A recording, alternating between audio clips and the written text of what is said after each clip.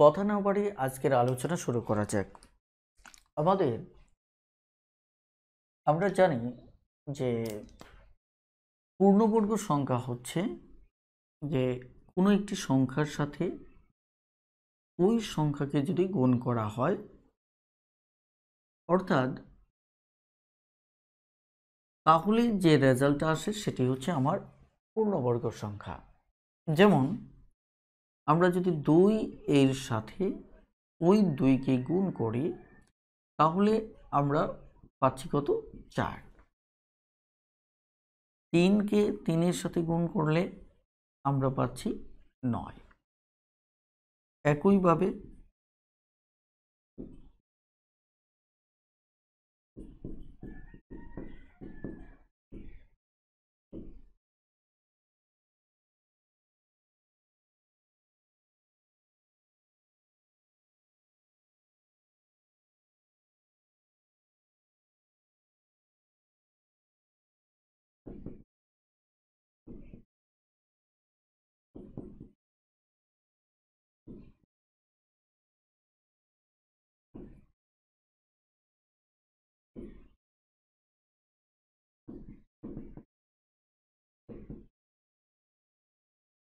আমরা প্রথমত জেনে নেব যে পূর্ণবর্গ সংখ্যাটা কি এবং বর্গমূল বলতে আমরা কি বুঝে থাকি। প্রথমত হচ্ছে যে আপনি যে কোনো সংখ্যায় যদি ধরেন আমি যদি এটিকে ধরি যে 4 এর সাথে আমি যদি সেম সংখ্যাটাই গুণ করি তাহলে যে রেজাল্টটি পাবো এটি হচ্ছে আমার পূর্ণবর্গ সংখ্যা। অর্থাৎ পূর্ণবর্গ সংখ্যার যে উৎপাদক সেটি জোড় আকারে থাকে। আপনি যদি দেখেন এখানে 4 হচ্ছে এক জোড়া, তার মানে কি যে পূর্ণবর্গ সংখ্যা যদি হয় তাহলে একটা কথা নিশ্চিত যে এটি যদি আমি পূর্ণবর্গ দাবি করি তাহলে আমি এইটুকু নিশ্চিত যে এর উৎপাদকগুলো জোড় আকারে থাকবে। ওকে, তাহলে সহজ কথা হচ্ছে কোনো সংখ্যার সাথে ওই সংখ্যাকে যদি আমরা গুণ করি তাহলে প্রাপ্ত যে গুণফলটা সেটি হচ্ছে আমার কি পূর্ণবর্গ সংখ্যা। পূর্ণবর্গ সংখ্যা। এখন প্রশ্ন হচ্ছে আমার বর্গমূল বলতে আমি কি বুঝবো? বর্গমূল হচ্ছে আমাদের যে এই যে ধরুন আমি 16 বর্গমূল বের করতে চাচ্ছি, তাহলে 16 বর্গমূল কত হবে? 16 বর্গমূল হচ্ছে তার যে উৎপাদক জোড় আছে, যে এই যে দুটো উৎপাদক জোড় আছে এদের একটি হচ্ছে 16 বর্গমূল। আমরা বর্গমূল চিহ্নটাকে এই সাইন দিয়ে প্রকাশ করি এবং সেটি সমান সমান আমরা এখানে কত হবে? 4 হবে। কথাটা ক্লিয়ার? অর্থাৎ আপনি কোনো সংখ্যার বর্গমূল হচ্ছে তার উৎপাদক জোড় যেগুলো থাকবে এই উৎপাদক জোড় থেকে যদি আমি একটি নেই সেটি হচ্ছে তার বর্গমূল। এখন আমি 16কে যদি মৌলিক উৎপাদকে বিশ্লেষণ করি তাহলে সেটি দাঁড়াচ্ছে 2, 8, 2, 4, 2, 2। অর্থাৎ 16কে যদি আমি আরও ক্ষুদ্র অংশে ভাগ করি তাহলে দেখুন আমরা এখানে দুটি উৎপাদক জোড় পাচ্ছে। একটি উৎপাদক জোড় হচ্ছে এটি, আরেকটি উৎপাদক জোড় হচ্ছে এটি। তার মানে এভাবে ভেঙেও আমরা প্রমাণ করতে পারি যে 16 একটি পূর্ণবর্গ সংখ্যা। তাহলে এখানে আমাদের মূল কথাটি হচ্ছে যে কোনো সংখ্যার উৎপাদকগুলো যদি এভাবে জোড় আকারে থাকে, কি আকারে থাকে? জোড় আকারে থাকে, তাহলে নিশ্চিতভাবেই ওই সংখ্যাটি আমাদের পূর্ণবর্গ। তাহলে আমরা এক্ষেত্রে 4 থেকে আমরা বর্গমূল বের করেছিলাম 4, ঠিক এখান থেকেও আমাদের বর্গমূল 4-এ আসবে। কিভাবে?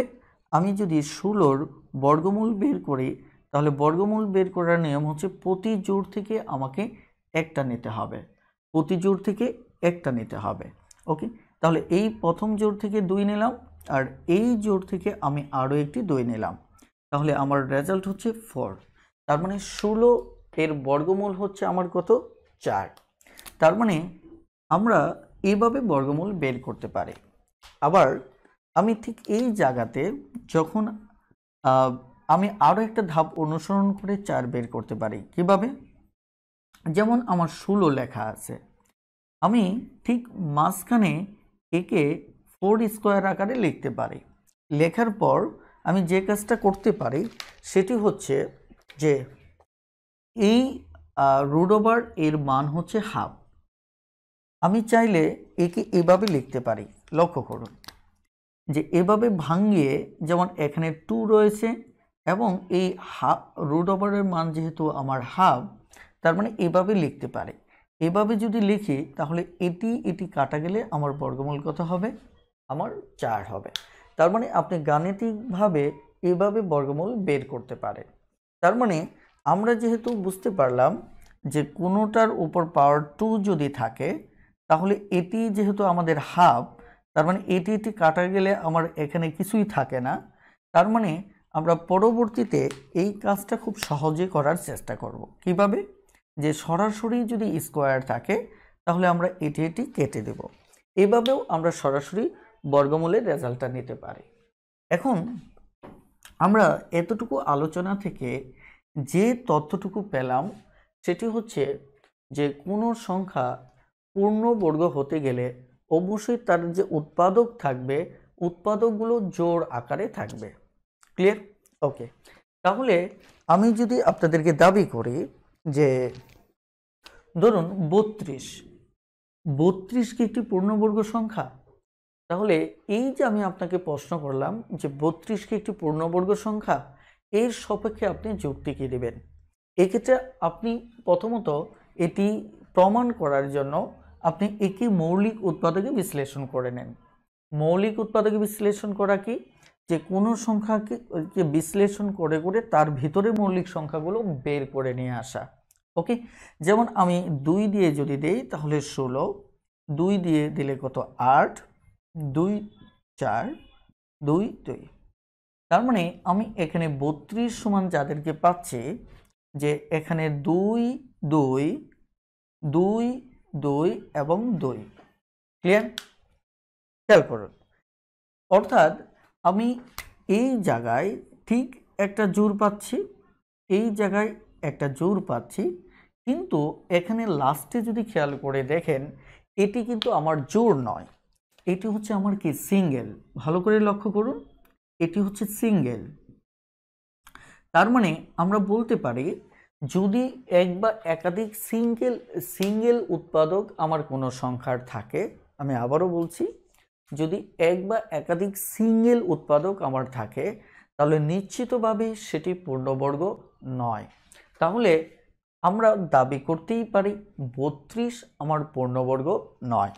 ঠিক আছে, একইভাবে যদি আমি আরও একটা সংখ্যা দেখি, ধরুন আমি দেখলাম যে 18, খুবই ছোট একটা সংখ্যা নিলাম, তাহলে 2 9 3 3।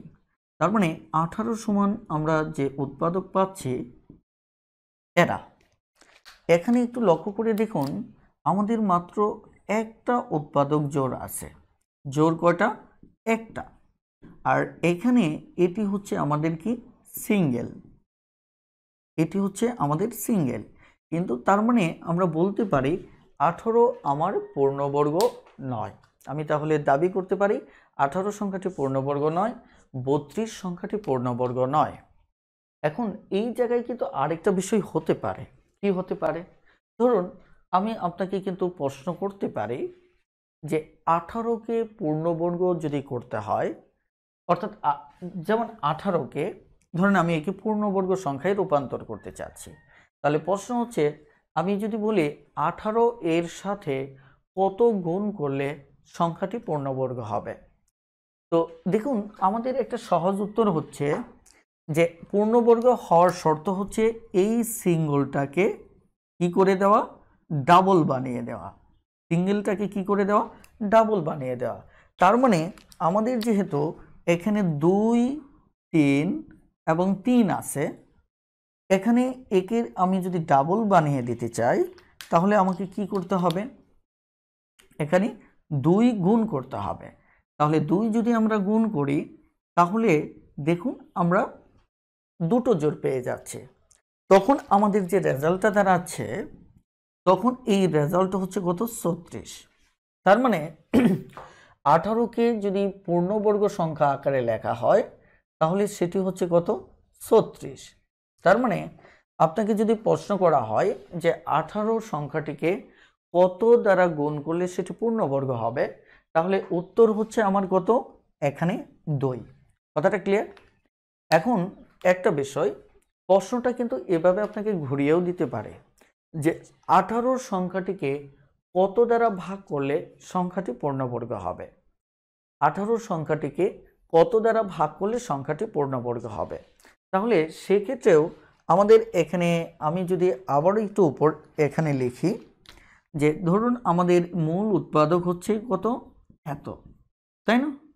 তাহলে এই 18 সংখ্যাটিকে আমরা যদি 2 দ্বারা ভাগ করি, অর্থাৎ এই সিঙ্গেলটাকে যদি ডিলিট করে দেই, তাহলে আমার বাকি দুটো কি থাকবে? আমার কাপল থাকবে।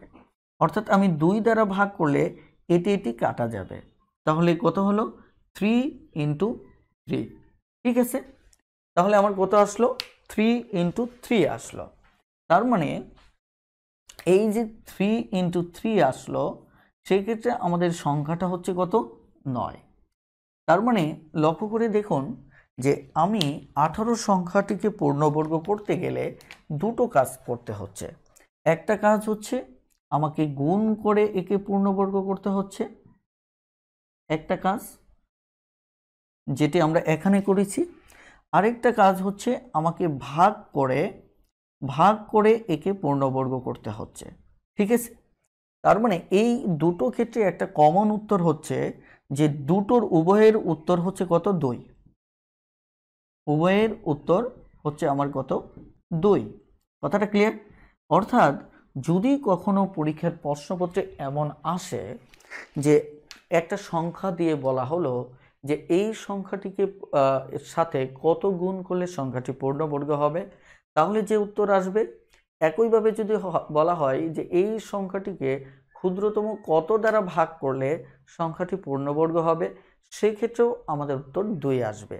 কারণ হচ্ছে যে এখানে আমাদের মূলত কাজটা হচ্ছে ওই সিঙ্গেলকে নিয়ে কাজ করা। একটা সিঙ্গেলকে যদি বাদ দিয়ে দিই তাহলে ওটাই রেজাল্ট, ওকে কাপল বানাতে গেলেও ওইরকম আরেকটা সিঙ্গেল তার সাথে গুণ করতে হবে। এই কারণে উভয়ের ক্ষেত্রে আমাদের উত্তর একই সংখ্যায় চলে আসে। একে তাহলে আমরা পূর্ণবর্গ করতে গেলে কি করতে পারি? আমরা যদি গুণ দিয়ে করি তাহলে আমাদের উত্তর কত হবে? একে 2 দিয়ে গুণ করতে হবে, তার মানে উত্তর 2। আর যদি ভাগ করে করি তাহলে কি করতে হবে? আমার টোটালটাকে ভাগ করতে হবে, তাহলেও আমার উত্তর কি? 2। ঠিক আছে, এবার আমি একটু ধীরে ধীরে একটু কঠিন অঙ্কে যাব।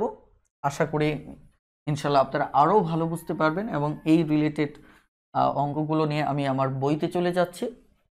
18 নম্বর অঙ্কটা দেখেন যে 18 নম্বর অঙ্কে বলা হচ্ছে, এটি প্রাথমিক শিক্ষক নিয়োগ পরীক্ষায় এসেছিল এবং এটি বোর্ড বইয়ের একটি অঙ্ক, ক্লাস 7-এর একটি অঙ্ক।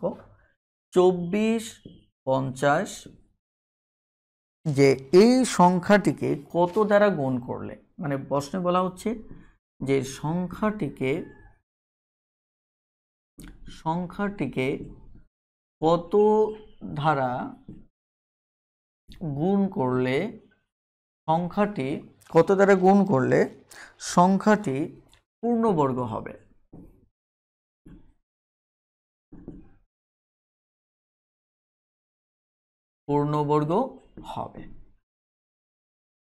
ঠিক আছে, এখন লক্ষ্য করে দেখুন যে কত দ্বারা গুণ করলে, তার মানে আমাকে এই গুণ অথবা ভাগ কথাটা থাকলে আমি মনে রাখুন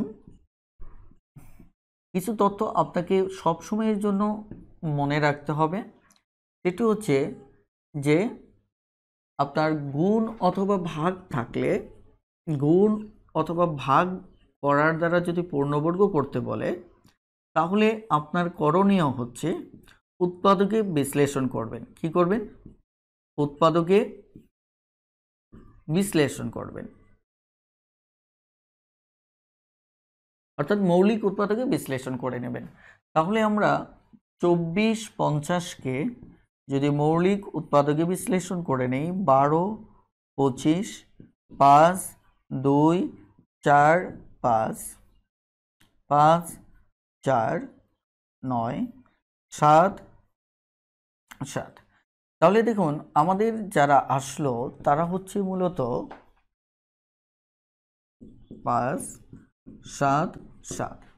অর্থাৎ এখানে যেটি দেখতে পাচ্ছি সেটি হচ্ছে আবার কত দ্বারা গুণ করলে, দেখুন আমার এটি একটি কাপল, এটি একটি কাপল, ঠিক আছে, এ হচ্ছে আমার কি সিঙ্গেল। তার মানে আমরা 2 দ্বারা গুণ করলে সংখ্যাটি পূর্ণবর্গ হবে। তার মানে কত দ্বারা, উত্তর হচ্ছে 2। আমরা এখানে কয়েকটা অঙ্ক আপনাদের হোমওয়ার্ক রাখবো। যেমন 19 নম্বর অঙ্কটা বলা হচ্ছে যে এমন লঘিষ্ঠ পূর্ণসংখ্যা নির্ণয় করুন। অর্থাৎ একটা পূর্ণসংখ্যা নির্ণয় করতে হবে যা দ্বারা 450কে গুণ করলে গুণফল একটি পূর্ণবর্গ হবে। তার মানে কি 450কে কত দ্বারা গুণ করলে পূর্ণবর্গ হবে, মূলত সেটি জানতে চাওয়া হয়েছে। উৎপাদক বিশ্লেষণ করবেন, দেন যেটি সিঙ্গেল থাকবে সেটি উত্তর হবে। ওকে, সিঙ্গেল কিন্তু আমার একাধিকও থাকতে পারে, এটি ভালো করে মাথায় রাখবেন। এখন 20 নম্বর অঙ্কে বলা হচ্ছে, এটি সপ্তম শ্রেণীর একটি অঙ্ক, কোন ক্ষুদ্রতম সংখ্যা দ্বারা 4608কে ভাগ করলে পূর্ণবর্গ পাওয়া যাবে। তাহলে উৎপাদক বিশ্লেষণ করবেন, যে যে সিঙ্গেল থাকবে সেটাই হচ্ছে কি উত্তর। 21 নম্বর আপনাদের অঙ্ক থাকলো, এখানে একইভাবে 22 নম্বর অঙ্কটাও থাকলো, 23 নম্বর, এখানে 24 নম্বর অঙ্কটাও আপনারা পারবেন। ইয়েস, আমরা 25 নম্বর অঙ্কে চলে যাচ্ছি। ঠিক আছে, 25 নম্বর অঙ্কটি খুবই গুরুত্বপূর্ণ। দেখেন আমরা 25 নম্বর অঙ্কে চলে যাচ্ছি। এখানে বলা হচ্ছে 24 এর পাওয়ার কত, 5। এতকে ন্যূনতম কি, ন্যূনতম কত দ্বারা গুণ করলে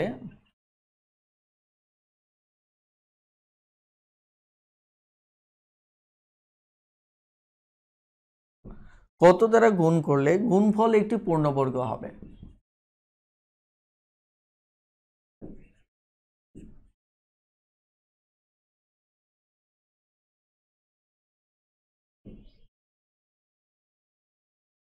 এটি হচ্ছে আমাদের 25 নম্বর অঙ্ক, এবং আমি মনে করি এটি খুবই গুরুত্বপূর্ণ একটি অঙ্ক। আপনারা একটু বোঝার চেষ্টা করেন যে এতকে কত দ্বারা গুণ করলে, ন্যূনতম কত দ্বারা গুণ করলে। আগেরগুলো তো সরাসরি একটা সংখ্যা দেওয়া ছিল, আমাদের জন্য সহজ ছিল। এবার লক্ষ্য করুন, আমরা যে কাজটা করব, আমি আইডিয়াটা বোঝাবো তার আগে আপনাকে ছোট্ট একটা কাজ করতে হবে। এই 24 যেটা আছে এটা উৎপাদকে বিশ্লেষণ করেন। দেখেন আমি যদি 24কে উৎপাদকে বিশ্লেষণ করি তাহলে কি হবে, 24 2 12 2 6 3। তার মানে এটি আমি ইংলিশে লিখি 24। তাহলে এখানে 24 থেকে আমি যেটা পাচ্ছি, 24 থেকে পাচ্ছি 2 2 2 3। তার মানে এই জায়গাতে আমি মাত্র 1 জোড়ো পাচ্ছি। তার মানে 24 সংখ্যাটা, জাস্ট 24 সংখ্যাটা আমার কি পূর্ণবর্গ নয়। কি বলুন তো, 24 সংখ্যাটা আমার পূর্ণবর্গ নয়। তাহলে এবার আমার করণীয় কি, আমরা 24 সংখ্যাটিকে পূর্ণবর্গ করে নেব। তার আগে আমি আপনাদের একটা বিষয় বলি, যে আপনি যদি ধরেন আমি যদি 4কে নেই, তাই না, 4 হচ্ছে আমার কি, এটি একটি পূর্ণবর্গ সংখ্যা। 4 হচ্ছে আমার কি, একটি পূর্ণবর্গ সংখ্যা। এখন 4 যদি পূর্ণবর্গ হয়, 4-এর উপর যদি পাওয়ার 2 দেই তাহলে কত হচ্ছে, 4 4 16। তার মানে কি এটিও পূর্ণবর্গ। 4-এর উপর যদি পাওয়ার কত দেই, দেখেন এখানে 3 দেই, তাহলে 4 16 কত হচ্ছে, 24-এর 4, 4-কে 4 6। তার মানে কি এটা সমান 64। তাহলে দেখেন যদি পূর্ণবর্গ সংখ্যার পূর্বে পাওয়ার জোড় থাক আর বেজোড় থাক, আমাদের রেজাল্টটা হবে কি পূর্ণবর্গ। রেজাল্টটা কি হবে, আমাদের পূর্ণবর্গ হবে। আমি তাহলে একে একটা সূত্র আকারে লিখতে পারি, যে পূর্ণবর্গ সংখ্যার পাওয়ার জোড় অথবা বেজোড় যাই থাক, জোড় অথবা বেজোড় যাই থাক, সংখ্যাটি কি হবে? সংখ্যাটি সব সময়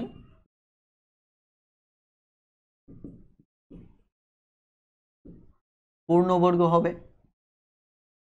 ঠিক আছে, তাহলে আমি আবারও বলছি যে এখানে কি, যে যদি কোনো পূর্ণবর্গ সংখ্যার পাওয়ার আমার জোড় সংখ্যা হোক আর বেজোড় সংখ্যা হোক, ওই সংখ্যাটা সবসময় কি হবে?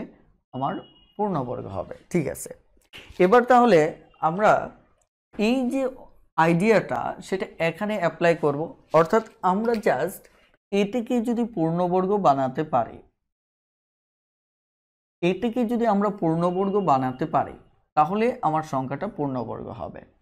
অর্থাৎ তাহলে আমাদের একে গুণ করতে হবে, তাই কিনা? তাহলে একে পূর্ণবর্গ বানাতে গেলে এখানে 2 দিয়ে গুণ করতে হবে, তাহলে এটা কাপল হবে, এটা 3 দিয়ে গুণ করতে হবে। তার মানে আলটিমেট বিষয়টা হচ্ছে যে আমি এই 24-এর সাথে এখানে 2 দিয়ে গুণ করা মানে কি? টোটালটাকে 2 দিয়ে গুণ করা, 3 দিয়ে গুণ করা মানে কি? অর্থাৎ আলটিমেট আমাকে মূলত যে 6 দ্বারা একে কি করতে হবে? গুণ করতে হবে। মানে 2 আর 3 দ্বারা গুণ করা মানে কি? আলটিমেট আমার 6 দ্বারা গুণ করা। ক্লিয়ার?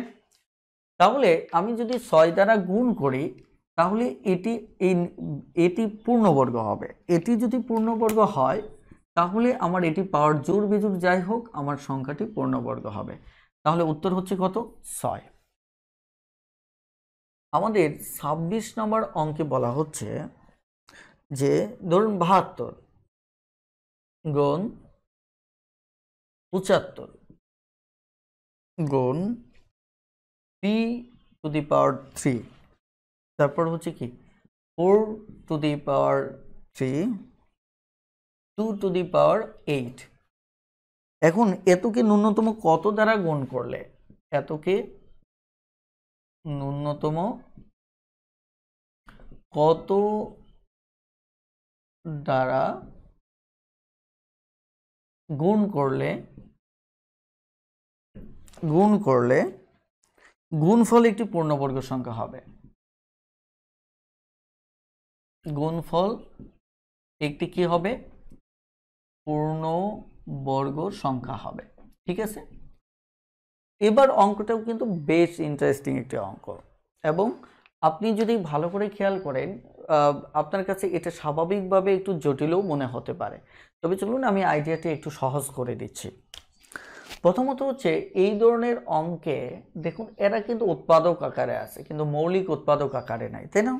ঠিক আছে, আমরা প্রথমত এই 72কে মৌলিক উৎপাদকে বিশ্লেষণ করব। আমি পরে শর্টকাট দেখাবো, আপাতত আপনি বিশ্লেষণ করেন। 2 36 2 18 2 9, তার মানে 3 3 9। তার মানে এখানে আমার 2 আছে কয়টা? 3টা।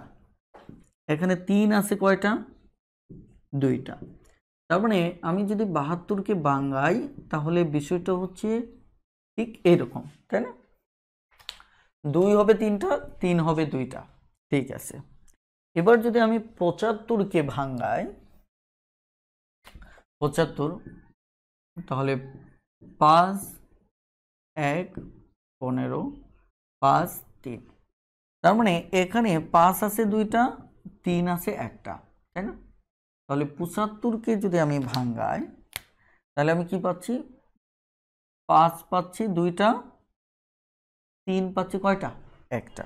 ঠিক আছে, এবার এখানে আমাদের অলরেডি আছে কয়টা? 3টা আছে, তাই না? 4 কয়টা আছে? 3টা আছে, এবং 2 আছে 8টা।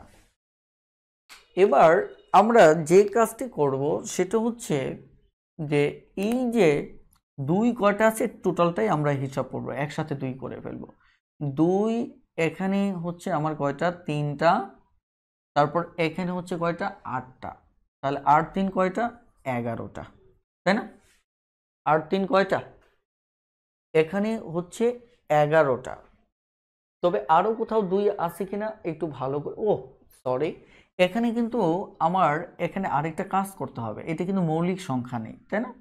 তাহলে আমি এটাকেও যদি ভাঙাই, 4কে যদি ভাঙাই তাহলে 2 স্কোয়ার হবে, তাহলে এর পাওয়ার 3 আছে, তাহলে 3 যদি হয় তাহলে এটা কি হবে আমার, এখানে 6 হবে। 2 কয়টা হবে, এখানে 6টা হবে। তাহলে যদি দেখেন যে এখানে যদি 2 6টা হয়, আমি আবারও বলছি যে এখানে 2 হবে কয়টা, 6টা। এখন মূলত দেখেন আমার প্রত্যেকটাই মৌলিক সংখ্যা, রাইট, প্রত্যেকটাই কি মৌলিক সংখ্যা। এখন অঙ্কটা দেখেন, আমি অঙ্কটা আবার পুরোটাই দেখাবো, সমস্যা নেই, আপনি শুধু বুঝে যান। এবার সূচক অনুসারে আমরা কি করব, যে আমরা সূচকে যেমন 2 এর পাওয়ার এখানে 3 আছে, এখানে 2 এর পাওয়ার কত আছে, 6 আছে, এখানে 2 এর পাওয়ার 8 আছে। সূচকের নিয়ম হচ্ছে যে আপনার ভিত্তি যদি মিলে যায়, কি হয়, ভিত্তি যদি মিলে যায়, যেমন x ইন্টু ধরেন x পাওয়ার n, তাহলে আমরা ভিত্তি মিলে গেলে আমরা কি পাওয়ারগুলো যোগ করি, তাই না? তাহলে এখানেও পাওয়ারগুলো আমার কি হবে, যোগ হবে। তাহলে যদি যোগ হয় তাহলে 3, 6 আর 8, ঠিক আছে, তাহলে 2-এরটা গেল। এবার দেখেন 3 কয়টা আছে, 3 এখানে আছে, এখানে আছে, এখানে আছে, তার মানে এখানে পাওয়ার 2টা আছে, এখানে আছে 1টা, এখানে আছে কয়টা, 3টা। এরপর আসেন 5, তাহলে 5-এর ক্ষেত্রে কি কি আছে, 5-এর ক্ষেত্রে এখানে আছে 2টা, জাস্ট আমরা 5-এর ক্ষেত্রে আমরা দুটোই পাচ্ছি, তাই না? ওকে, 5-এর ক্ষেত্রে 2টা। এখন আমরা যদি হিসাব করি যে এখানে তাহলে 2 কয়টা হচ্ছে, 9টা, 8, 16, 17টা, তাই না? 2 কয়টা আমার, 17টা। এখানে 3 হচ্ছে কয়টা, 3 হচ্ছে আমার 6টা, তাহলে 5 হচ্ছে কয়টা, 2টা। এটা আরেকটু ফাঁকা করে লিখি, নচেত কনফিউশন তৈরি হতে পারে। তাহলে এখানে দেখুন যে কত, 2 হচ্ছে 17টা, 3 হচ্ছে 6টা, 5 হচ্ছে আমার 2টা। ক্লিয়ার? তাহলে এবার এটি আমি কিভাবে বুঝবো যে এটি পূর্ণবর্গ সংখ্যা কিনা, কথা বুঝতে পারছেন কিনা? এখন পূর্ণবর্গ সংখ্যা হওয়ার জন্য এখানে খেয়াল করেন, এরা কিন্তু আমার, খেয়াল করে দেখেন এখানে কিন্তু আমার যদি ধরি 16টা 2 এবং 1টা 2, খেয়াল করে দেখেন আগের কথা আমরা বলছিলাম যদি ভিত্তিটা পূর্ণবর্গ হয়, ভিত্তিটা পূর্ণবর্গ হলে পাওয়ার জোড় বেজোড় যাই হোক, কিন্তু এখানে 17টা 2 মানে কি, যে 8 জোড়া, এখানে কত মানে এই আমি যদি দুটো ভাগ করি 17টা ভিতর 16টা মানে কি, এখানে 8 জোড়া, এবং আরেকটা 2 হচ্ছে কি, আরেকটা 2 হচ্ছে সিঙ্গেল, তাই কিনা? এখানে টোটাল 17টা মানে কি 8 জোড়া এবং একটা, 8 জোড়া এবং একটা 2 আছে, তার মানে কি এই 8 জোড়া হচ্ছে আমাদের জোড় আকারে আছে, আর এই একটা 2 হচ্ছে কি সিঙ্গেল, তার মানে কি এখানে আমার 2 গুণ করতে হবে, আর এখানে কয়টা 3 আছে 6টা। দেখেন আমি এগুলো একটু প্র্যাকটিক্যালি দেখাই, হ্যাঁ, তাহলে বুঝতে সুবিধা হবে। এখানে প্র্যাকটিক্যালি দেখাই, তার মানে এটা হচ্ছে এখানে এরকম 6টা 3 আছে, তার মানে এটা এক জোড়া, এটা এক জোড়া, এটা এক জোড়া, তার মানে এইটুকু পূর্ণবর্গই আছে। তাহলে এখানে 5 আছে 2টা, তার মানে কি এইটুকু আমার পূর্ণবর্গ আছে। তাহলে পূর্ণবর্গ নেই শুধু এই জায়গাতে, কারণ এটা পাওয়ারটা বেজোড়, 16টা জোড়া, 16টার ভিতর 8টা জোড়া আছে, একটা সিঙ্গেল, তার মানে কি এই একটা সিঙ্গেলকে যদি আপনি 2 দ্বারা গুণ করেন, তার মানে এটা যদি আমাদের কত হয়, 2 এর পাওয়ারটা 18 হয়, তাহলে সম্পূর্ণ আইডিয়াটাই হচ্ছে আমার পূর্ণবর্গ। তাহলে সম্পূর্ণ আইডিয়াটাই হচ্ছে কি আমার পূর্ণবর্গ। তাহলে আলটিমেট একটু বোঝার চেষ্টা করেন যে এখানে তাহলে উত্তর কত হবে, উত্তর হবে 2, উত্তর হবে কত, 2। তাহলে আমাদের এই অঙ্কগুলোর মূল টার্গেট হচ্ছে পাওয়ারটা যদি জোড় হয়, মানে এগুলি মৌলিক সংখ্যা হবে, এগুলি পূর্ণবর্গ না, মৌলিক সংখ্যা যদি হয় তাহলে পাওয়ারটা যদি পূর্ণবর্গ হয় মানে জোড় হয়, তাহলে সেটি পূর্ণবর্গ। ক্লিয়ার? ওকে। ঠিক আছে, এখন এই ব্যাপারটা আমি আর একটু ক্লিয়ার করি। সেটা হচ্ছে যে এই যে আমার এখানে আসলো 2 কতটা আসলো, 2 আসছে 17টা। 17টা 2 মানে কি, এইভাবে যদি 2 আমি 17টা লিখি, 2 যদি কয়টা লিখি, আমি 17টার যদি লিখি, 17টা লিখতে অনেক সময় লাগবে। ধরেন এখানে 17টা আছে, তাহলে এভাবে জোর করতে করতে জোর করতে করতে জোর করতে করতে একটা 2 অতিরিক্ত হবে না। এখানে যদিও আমি 17টা লিখিনি, আমি বলছি 16টা 8 জোর হবে, 16টা থেকে কত হবে, 8 জোর হবে। তাহলে একটা সিঙ্গেল থাকবে, তার মানে এখানে সিঙ্গেল কত, সিঙ্গেলটা শুধু বের করেন, সিঙ্গেল হচ্ছে 2, ঠিক আছে। আর এখানে 3 আছে 6টা, তার মানে এটাও জোড়া জোড়া, এখানে সিঙ্গেল নাই, সিঙ্গেল নাই, খেয়াল করেন। তাহলে এখানেও দুটো 5, তার মানে এটাও জোড়ায় জোড়ায়, এখানেও সিঙ্গেল নাই, তার মানে সিঙ্গেল শুধু 2। তাহলে কি আলটিমেট রেজাল্ট কত হবে, এই 2 এর সাথে 2 গুণ করলেই উত্তর। 27 নাম্বার। 27 নম্বর অঙ্কে কি বলা হচ্ছে, 27 নম্বর অঙ্কে বলা হচ্ছে যে কোনো ক্ষুদ্রতম বর্গ সংখ্যাকে, কোন ক্ষুদ্রতম বর্গ সংখ্যাকে, অর্থাৎ এমন একটা ক্ষুদ্রতম বর্গ সংখ্যার কথা বলা হচ্ছে, কোন ক্ষুদ্রতম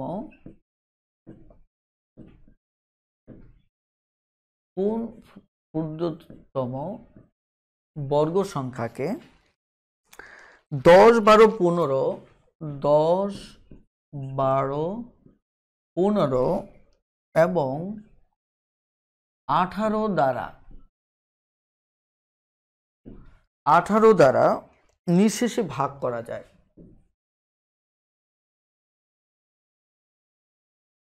নিঃশেষে ভাগ করা যায়, ঠিক আছে। এটি একটু লক্ষ্য করুন যে এখানে বলা হচ্ছে যে কোন ক্ষুদ্রতম বর্গ সংখ্যাকে এত এত দ্বারা নিঃশেষে ভাগ করা যায়। এখন আমি একটু বলি আপনাদের যে আমি যদি ধরেন 2, 4, 6 একে উৎপাদকে বিশ্লেষণ যদি করি, তাহলে আমাদের যে সংখ্যাটা আসে 2, 1, 2, 3, তাই না, 3 দুগুণে 6, 6 দুগুণে 12। অর্থাৎ আমি শুধু আপনাদের একটা জিনিস বোঝাতে চাচ্ছি যে একে যদি উৎপাদকে বিশ্লেষণ করে, একে কি করি, উৎপাদকে যদি বিশ্লেষণ করি, তাহলে আমাদের এখানে আসবে মূলত 2 × 2 × কত, 12। অর্থাৎ যখন আপনি একাধিক সংখ্যাকে, এখানে কি নিশ্চয়ই একাধিক সংখ্যাকে কি করবেন, উৎপাদকে বিশ্লেষণ করে যে সংখ্যাটা পাবেন, উৎপাদকে বিশ্লেষণ করে যে সংখ্যাটা পাবেন, এই সংখ্যাটা হচ্ছে মূলত আমাদের এমন একটি সংখ্যা যাকে আপনি 2 দিয়েও ভাগ করতে পারবেন, কথা বুঝতে পারছেন কিনা, যাকে আপনি কি করতে পারবেন, 4 দিয়েও ভাগ করতে পারবেন, 12, যাকে আপনি কি করতে পারবেন, 6 দিয়েও ভাগ করতে পারবেন। এইগুলো আমি লসাগু গসাগু চ্যাপ্টারে অনেক ভালো করে বোঝাবো। আমি বলছি যে এই অর্থাৎ কোনো সংখ্যাকে উৎপাদকে বিশ্লেষণ করে আমরা যে সংখ্যাটা পাই, এটা হচ্ছে আমাদের কি একটি মোট সংখ্যা, অর্থাৎ এটা হচ্ছে একটা মোট, যাকে আপনি যাদেরকে উৎপাদকে বিশ্লেষণ করে পেয়েছেন তাদের প্রত্যেকে দ্বারা ভাগ করলে এই সংখ্যা সেটি নিঃশেষে বিভাজ্য হবে। কি হবে, নিঃশেষে বিভাজ্য হবে। ক্লিয়ার, নিঃশেষে বিভাজ্য হবে। অর্থাৎ আমরা উৎপাদক বিশ্লেষণ করে আমরা যে সংখ্যাটা পাই, এই সংখ্যাকে আমরা যাদেরকে থেকে উৎপাদক বিশ্লেষণ করে পাই তাদের দ্বারা ভাগ করলে এটা নিঃশেষে বিভাজ্য হয়। কথাটা ক্লিয়ার। এখন আমার এই অঙ্কে বলা হচ্ছে যে কোন ক্ষুদ্রতম বর্গ সংখ্যা, ধরেন আমি এখানে যে 12 পেলাম, 12 কিন্তু আমার বর্গ সংখ্যা না, ঠিক আছে, কিন্তু এরা বলছে বর্গ সংখ্যা, আমি একটা সংখ্যা পেয়েছি জাস্ট। তবে হ্যাঁ, একে আমি কিন্তু বর্গ সংখ্যাতেও রূপান্তর করতে পারি। আমি যদি আরেকটা বিষয় বলি, যে এই যে আমি 12 পেলাম, 12কে কি করা যাবে, 2, 4, 6 দ্বারা ভাগ করলে ভাগশেষ 0 হবে। শুধু তাই নয়, 12র গুণিতক নামতা, 12র যত নামতা আসবে, যেমন 12 দুগুণে 24, আপনি 24কেও 2, 4, 6 দ্বারা ভাগ করলে ভাগফল 0 আসবে। ধরেন 3 12 36, 36কেও যদি আপনি 2, 4, 6 দ্বারা ভাগ করেন তাহলে ভাগফল আসবে। তারপর 4 12 48, 48কেও যদি 2, 4, 6 দ্বারা ভাগ করেন ভাগশেষ 0 আসবে। তার মানে আমি একটা কথা বোঝাতে চাচ্ছি, সেটা হচ্ছে যাদেরকে উৎপাদক বিশ্লেষণ করে যে সংখ্যাটা পাবেন, ওই সংখ্যাকে দেখা যাচ্ছে ওই 2, 4, 6 দ্বারা ভাগ করলে নিঃশেষে বিভাজ্য হবে। শুধু তাই নয়, যে সংখ্যাটা পাবেন তাদের যত গুণিতক আছে, অর্থাৎ আজীবন যত গুণ করে যে সংখ্যাগুলি পাবেন তাদেরকেও যদি ভাগ করেন সেক্ষেত্রেও প্রতিবার ভাগশেষ 0 থাকবে। কথাটা ক্লিয়ার? শুধুমাত্র এই যুক্তিটাকে সামনে রেখে আমি এই 12 সংখ্যাটিকে পূর্ণবর্গ বানাতে পারি। কিভাবে বানাতে পারি? বানাবো সেই আগের নিয়মেই। যেহেতু আমরা একটা সংখ্যা পেয়ে গেছি কত, 12 পেয়েছি, 12 তো আমার পূর্ণবর্গ না, কারণ হচ্ছে এখানে জোর আছে একটা, আরেকটা হচ্ছে সিঙ্গেল। জোর আছে একটা, আরেকটা হচ্ছে কি আমার সিঙ্গেল। তার মানে আমি যদি 2, 2, 3 আছে, এর সাথে যদি 3 গুণ করে দেই তাহলে আমাদের সংখ্যাটা কত আছে, 4 নং 36। তার মানে কি, অর্থাৎ এবার কিন্তু 12 পূর্ণবর্গ না হলেও 36 কিন্তু পূর্ণবর্গ সংখ্যা। তাহলে আমি কিন্তু বলতে পারি যে এটি হচ্ছে একটা সংখ্যা, ক্ষুদ্রতম, মানে এটি একটি বর্গ সংখ্যা যাকে 2, 4, 6 দ্বারা ভাগ করলে নিঃশেষে বিভাজ্য হবে। তার মানে এই আইডিয়াটাই আমরা এই অঙ্কে ব্যবহার করতে পারি। কিভাবে দেখুন, আমরা ব্যবহার করতে পারি ঠিক এভাবে, যে ধরুন আমরা একে উৎপাদকে বিশ্লেষণ করে নেব, 12, 15, 18। আমি যদি উৎপাদকে বিশ্লেষণ করে নেই তাহলে যেটি হচ্ছে, ঠিক আছে, 5, 2, 5, 3, 5, 1, 2, 1, 3। ক্লিয়ার? এখন লক্ষ্য করে দেখুন, আমি এখানে যে উৎপাদকগুলো পেলাম, দুইগুলি একসাথে করি, 2, এটা একটা পেয়েছি, এটা পেয়েছি। তারপর 3 গুলো যদি একসাথে করি, এই একটা, এই একটা, 5। দেখেন আমরা যে সংখ্যাটা পাচ্ছি এটা যদি গুণ করি তাহলে 5 দুগুণে 10, 10 দুগুণে 20, 3 20 60, 3 60 180, তাই না? অর্থাৎ 180 সংখ্যাটি যেটি পূর্ণবর্গ নয়, কি নয়, পূর্ণবর্গ নয়, অর্থাৎ একে ভাগ করলে নিঃশেষে বিভাজ্য হবে, নিঃশেষে ভাগ করতে পারবেন, কিন্তু এটি পূর্ণবর্গ না, কিন্তু আপনারা চাইছি কি পূর্ণবর্গ সংখ্যা। তাহলে এটাকে পূর্ণবর্গ আমরা কিভাবে বানাতে পারি? জাস্ট দেখুন, এটা একটা জোড়া, এটা একটা জোড়া, সিঙ্গেলকে 5, তাহলে এর সাথে 5 গুণ করে আমরা একে পূর্ণবর্গ বানাতে পারি। তার মানে তখন আমার রেজাল্টটা কত হবে, এখানে 5 হবে, 0, 5 8 40, 5 কে 5, 8 0, 5 8 4 কত, 9। তার মানে আমাদের উত্তর হয়ে যাচ্ছে কত, 900। একটি স্কুলে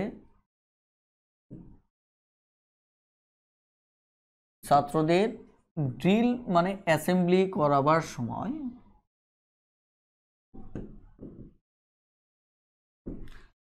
সময় কি করা হলো, 8 10 12 সারিতে সাজানো হলো, 8 10 12 সারিতে কি করা হলো, সাজানো হলো।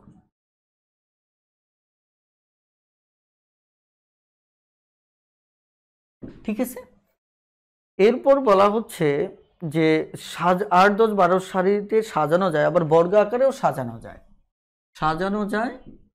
আবার বর্গাকারেও সাজানো যায়।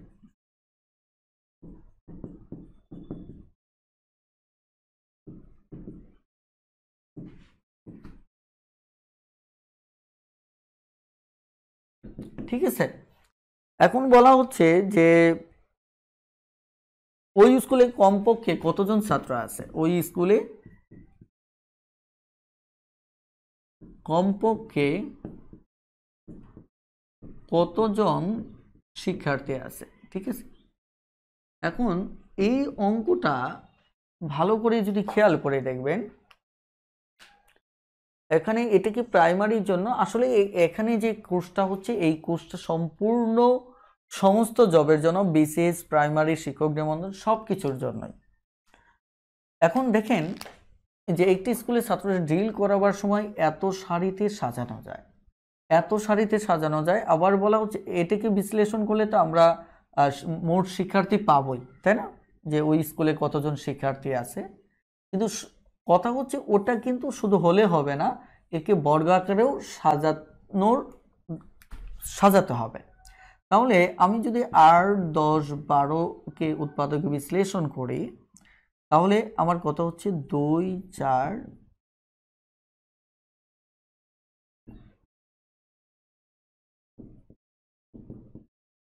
ঠিক আছে, 5 দুগুণে 10, 3 10 30, 30 দুগুণে 60, 120। তার মানে আমরা যদি হিসাব করে দেখি তাহলে এটি হচ্ছে আমাদের 120 জন। যদি এই কথাটা না থাকতো, মানে আমি বুঝাচ্ছি যেটা, যে যদি এই মাঝখানের লাইনটা না থাকতো, মাঝখানের লাইনটা না থাকলে আমার 120ই কি হতো, উত্তর হতো। কারণ আমাকে যদি বলা হতো যে একটি স্কুলের ছাত্র ড্রিল করাবার সময় এত সারিতে সাজানো যায়, ওই স্কুলে কমপক্ষে কতজন শিক্ষার্থী আছে, তাহলে এই যে 120 জন, কারণ 120 জনকে 8 সারিতেও সাজাতে পারবেন, মানে 8 দিয়ে ভাগ করতে পারা মানে কি 8 দিয়েও সাজাতে পারবেন, 10 দিয়েও সাজাতে পারবেন, মানে 10টা সারি করেও সাজাতে পারবেন, 12টা সারি করেও সাজাতে পারবেন। কিন্তু এখানে এই কথাটা বলছে একে বর্গ আকারেও সাজানো যায়, কিন্তু একে তো বর্গ আকারে সাজানো যাবে না। কেন যাবে না? কারণ হচ্ছে বর্গ আকারে সাজাতে গেলে আমাদের জোড় আকারে থাকতে হবে, এও সিঙ্গেল, এও সিঙ্গেল। ঠিক আছে, আমাদের এও হচ্ছে কি সিঙ্গেল। তার মানে কি এটা হবে না। তাহলে আমাকে বর্গ করে যদি নেই তাহলে হবে। তাহলে এটাকে সিঙ্গেল কাটাতে গেলে এখানে আমার কি করতে হবে, 2 সিঙ্গেল আছে 2 দ্বারা গুণ করতে হবে, 5 সিঙ্গেল আছে আরো 5 দ্বারা গুণ করতে হবে, 3 সিঙ্গেল আছে আরো 3 দ্বারা গুণ করতে হবে। অর্থাৎ দেখা যাচ্ছে যে এখানে 120-এর সাথে আমার 3 5 15, 30 গুণ করতে হবে। ঠিক আছে, 30 গুণ করলে 3 12 36, তাহলে আমার এবার যে 3600 পাবো, একে আপনি বর্গাকারেও সাজাতে পারবেন, আবার 8 10 12 সারিতেও সাজাতে পারবেন।